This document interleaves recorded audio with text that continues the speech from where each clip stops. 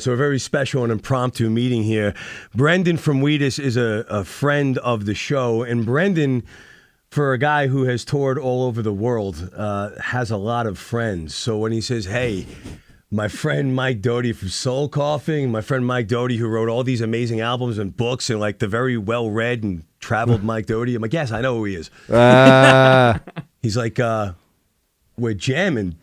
Do you want to hang? Of course. Yeah. Well, so this is it. This is Brendan and Mike Doughty, and the reason why you guys are together is because, I mean, you've toured together and done stuff before, but Indeed. you're working on something now, right? Yeah, we are. Yeah. Yeah, we've decided to be a band. I mean, we've been a band, both opening for Wheatus internationally and opening for me in the States. So we just thought we would turn our band into a band. And so the name of the band is Thing Team, which is after a lyric/inside joke.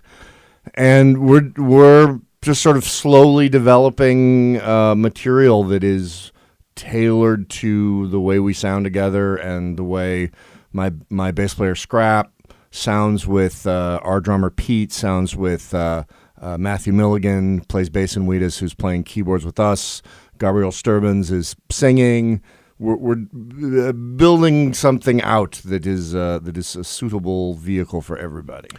Now, working with Brendan, knowing him, did that make it easier or harder to now be in a band with him and collaborate on songs? Oh, easier, for sure. Yeah, I've been a Mike Doughty songwriter fan since before I knew him personally. And, you know, in the first Wheatus record, I've told this story a number of times, but the Soul Coughing records were on rotation when we were making that album. There are versions of that record, and I've told Mike, that are basic Soul Coughing ripoffs. And then mutual friend Damien, MC Frontalot, I shouldn't say his real name on the air. Government name. We had a moment of Mike Doughty in Damien's studio while I was mixing an MC Frontalot record, and just kind of spiraled out from that. Wound up as honored to be part of Mike's live band eventually. Okay. And it was very much a sort of the way that Bob Dylan treated the Heartbreakers, kind of. We were watching him for every move, sure, kinda, and learned a new way to be musical on the stage. And it followed that we should write some stuff and do some stuff. We did figure out what key the songs were in beforehand, though. in my defense, Mike, do you hear your songs in Brendan's early music? Can you hear the influence? No, I mean, no. Other than, well, I should say, until Brendan hit me to it. I loved Dirtbag, though. I absolutely loved it. So, I mean, that in itself demonstrates an affinity, right? Yeah. And it was, you know, I mean, we did a lot of work on the final version of our first record because it was too Soul Coughing, so yeah. we redid a lot of stuff. I mean, you know, there was like, it was an obsession for a while because there wasn't a band like that in the 90s. I mean, it was completely standout, and I always thought it was kind of like Mike's poetry was the post hip hop version of what was the Velvet Underground and Lou Reed's kind of vibes, and that just was kind of like unmatched at the time.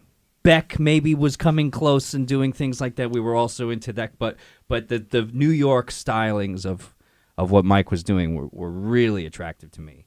And you know, we aped it and we copied it and we said, wait a minute, we got to stop sounding so much like this. And then we redid things, you know, when finding our own voice, you know, kind of thing. But all these years later, it's the lyrics that Mike continues to produce are so impressive to me. And, you know, I can't do that myself. Really can't. I can tell a little story, but I can't do poetry. I can't do poetry like that. And I still watch and pay attention and try and learn as much as I can, even when we're having breakfast or something. Mike, when you had an album out last year. Yes. And which is amazing, by the way. Thank you. And I appreciate that. as you put out these amazing albums and things like that, Do you make a conscious effort to not sound like soul coughing when you're doing a solo record? I used to, not anymore. I mean, I think I had to make my bones as a solo artist by specifically shying away from stuff that sounded like soul coughing. I think I could have made a much nicer living if I just, got a, just soul coughing sound-alike band and just played soul coughing songs. It was tough, but I really sort of built myself a little career based around the sort of singer-songwriter thing. Now I'm definitely letting those elements back in. It's a little different because particularly like the very first years of Soul Coughing when we were a local band and I was really bringing everything in, it was all samples and you can't really do that anymore.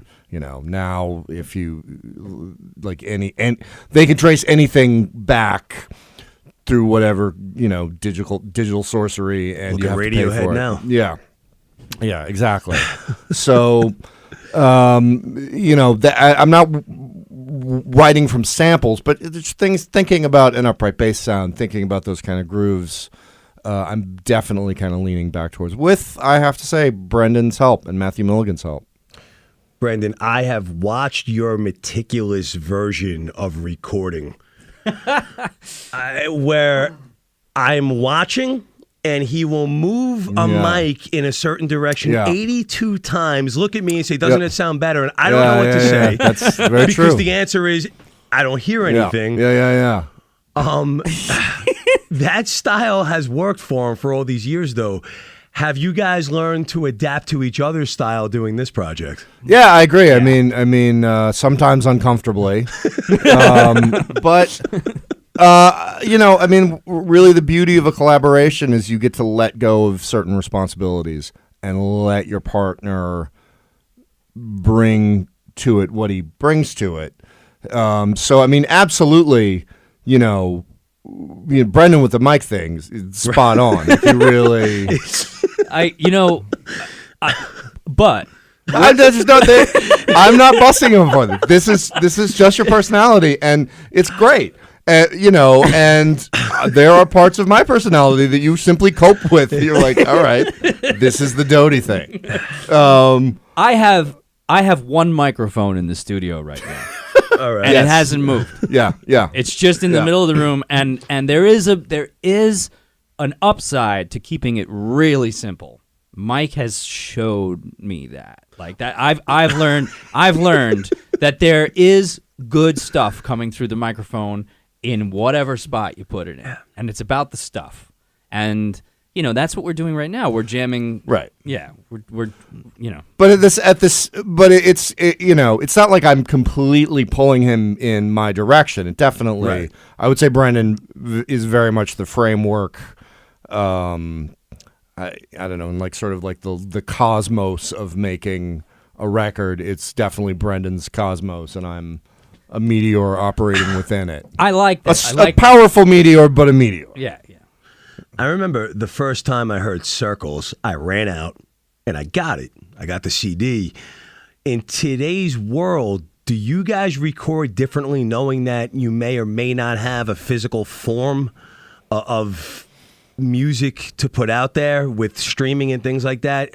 Has the process changed, knowing that whatever you come out with might just hit the streaming and then the physical aspect of it all might come later? Well, I mean, I don't know. That's a really good question, actually, because whatever kind of decisions like that are being made, definitely being made intuitively. We keep talking about the iPhone. The iPhone. The GarageBand app on iPhone is... Yeah. Oh my God, that sounds like a record already. Like, definitely the recording stuff is fantastic. I mean, that part of the future I really enjoy. I really I love objects, and I'm not saying that in like an old guy way of like, why don't we buy records anymore? I just love them, and I like the idea of us recording a single with two sides, a song on each side. So I'm very much thinking about that. That being said, I'm open to anything, and I don't want to be fixated on what format it comes out on. Right. I have some of your records on vinyl, and vinyl is making a huge comeback. You've got Mr. Cheapos in Comac. You've got Looney Tunes in West Babylon. There's this new place, the Record Stop, which is actually an old place that's reopened in a new location. Long Island has a strong vinyl presence. Yeah, still, yeah. What is it about vinyl where all these years later we're seeing a resurgence? I think that at the end of the day, it's just fun. There's just something fun about putting a record on. I think that like crackling sound is really great. I think people secretly love that imperfect crackling sound, and you can't really. It's not the same if you sort of. There's ways to like artificially add crackling noises to digital recordings. Yeah, but a vinyl record won't crack the same way twice. No. And right. And you also have to be careful with it. Imagine that. Yeah. Like, there's nothing music format wise that even when CDs came out, I remember my little friend from grade school was like, "Look, you could step on it," and you still put like the whole like the notion of be careful with this. Treasure this thing, this physical thing. I think that's part of it too. I just remember. I mean, I know where I was when Dirtbag came out because I was out of high school already. But when I first heard your stuff, I was going through this weird transition, as most teenagers do. Mm-hmm. And music at that time, I think more than when I first heard Brendan, was going through a transition. Were you aware of all the changes in the music business and the music landscape when soul coughing started to emerge? Yeah, I mean, honestly, I thought all those grunge bands were super annoying, and they just made a big deal about everything. Mike just peed all over my entire No. I'm not talking about the music. I'm talking about because we were a very peculiar band. We weren't like making a song that lived comfortably on rock radio. But at the same time, it's like I got in this because I wanted to make a living, and I wasn't tortured about like whether or not fame was gonna spoil me. Obviously, we didn't get that famous, but like there was just all this stuff that was such baggage around these kind of weird pseudo-ethical issues and moral issues. There's no issues. denying the pretension of this fake punk rock rule book. I mean, Eddie Vedder wore Kiss makeup when he was a kid, and all of a sudden I get. Yeah, it was so irritating to me because it's like, come on, man, let's just make some records and have fun. We were both equally heavy AC/DC fans. Yes, indeed. Okay. And AC/DC never wore makeup. AC/DC wore jeans and T-shirts, and they were hard to see on TV. It was hard to find stuff about AC/DC. They weren't espousing any sort of like pretentious high horse of any kind. They were just like this elusive rock thing that was raw. Why isn't that called grunge? Yeah, it's as if it was to pretend that it wasn't there beforehand. Right. Is to mean you weren't paying attention. To me, the first grunge band was Guns N' Roses. I hear that. Besides the fact that you have a guy from Seattle in the band, everybody else at the time was talking about girls and sugar and partying, and they're like, "You're gonna die." Yeah. Right. That's as grunge as it gets. Yeah, and I was so into that subject matter, and I was into like the weird, heavy stuff that people were talking about, but. The like tortured artistness of it was like, come on, man, like it's not, just you do your work. Let me ask you this then, because at that time we really saw hip hop rise. Do you think people were looking for something a little more fun at the time, and that's when they started to get into other stuff like the hip hop of the 90s? 90s hip hop. Yeah. I think that makes sense. Yeah. It was also very strange music, like weird kind of like dissonant stuff, like atonal stuff, like it was really experimental music, and for me it was just easy to listen to that because it was so much more bold than anything going on in rock music. And there was some great rock music made, but just in terms of like getting into weirdness, that's what hip hop was all about. And at the same time, there wasn't like this, constant, having to pretend like you're super bummed out thing. When Angry Chair comes on the radio, yeah, I can't wait to hear that guitar solo. I feel like I'm going to explode. When Going Back to Cali comes on the radio, I feel like I'm going to explode. It's the same thing for me. And maybe that's a New York thing. And that's what Mike's early music, to me, was a crisscross between sloppy, gnarly guitar music and New York jazz-influenced hip-hop. Really a thing. And I was like, wow, this is everything. This is it all in one spot. Oh, my God, you know? And I was always sad that more of a flowering of that hybrid didn't happen. And you and I have talked about Aerosmith and Run DMC and Anthrax and Public Enemy and all of the places where metal or hard rock and Mike's first songwriting ventures were so real to me that way. Like the New York hybrid. Right. Yeah. Well, that was the thing. I mean, every Long Islander then wanted to hang out in New York City. Right. Everybody was like, you know what? Your freedom is you jump on that Ronkonkoma line. Right. You can get into the city at 15. Your parents kind of know you're all right. You better get your ass back to Penn Station before 1:30. Yeah. Because then you're going to sleep there. But so much of your music reeked of the city. And now, these years later, I hear Brendan's first album and, you know, go back to Comac, Wannabe Gangster, and it reeked of Long Island. Do you hear the collision of the urban part of the city and your suburban roots? This was a problem for us when we went to England and they were calling us pop punk, which I thought was a sort of a SoCal tag. Right. And I was like, well, look, Dirtbag's a kind of laconic song with scratching and it's a hip-hop acoustic guitar and it's kind of like, I don't know, I felt like Paul Simon was trying to do a hip-hop song like that and it's just this and I don't know, mislabeling. I mean, I used to get very upset about that stuff, particularly like people would talk about certain jazz things, and I knew a lot about jazz, worked at an avant-garde jazz club, and so people would say something very general and be like, well, that's not bebop, that's more like a post-bop thing. You know, like really, and it was, and you know, now it's just like, I really don't care. I don't care where it's being played.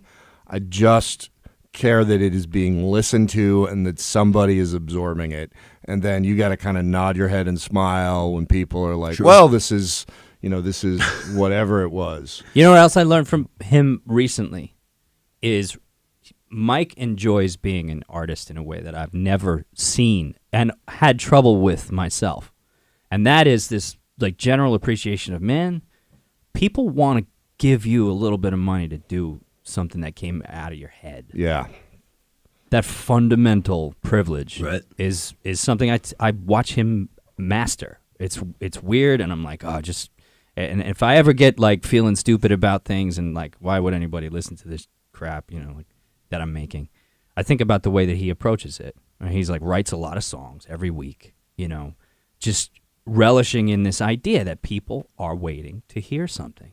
Yeah. It's fundamentally awesome. It's like, whoa. People want the best part of you as an artist, and the more time you spend second guessing yourself, and I have spent a lot of time second guessing myself, the less likely you are to resonate with somebody, and you know, I think consequently the stuff you try and make successful usually isn't going to be successful. Well, you also are an author. Now, do you have to approach that differently? Because you're so prolific with your songwriting, when you write, are you able to just write page after page, or do you have to stop and think about it? I gotta tell you, I'm writing another book right now, and I'm just doing it because I kind of just got hustled into it because the first book did so well. That book was kind of oddly easy to write. This one is torture, and it's essentially it's just like a collection of stories. It's not like that. The Book of Drugs, my first book, was, you know, straight memoir. This is just like individual stories from individual times of my life. But it's so hard to like sit down and go from point A to point Z, as opposed to like the kind of more abstract, loose couple things here, couple things there kind of thing you do when you're writing a song. So what we're going to do now is we're going to have these guys, we're going to take a break, and then we're going to have these guys play for us. They've been practicing a couple of songs, and then we're going to take a pizza break. Oh, yeah. And then we're going to go Facebook Live. So, all right. I mean, we rolled out the red carpets for you. It's like Adventureland. Pretty much. Roll out the pizza for me. That's all I need. I'm telling you. Yeah. Wait till you try the Everything That Rocks pizza. But guys, thank you. And again, the name of the new band? The Thing Team. I really like two of my favorite songwriters together. This is like a marriage of everything awesome. Thanks, So man. I cannot wait to hear this. Thank you guys. Thanks. Thank you.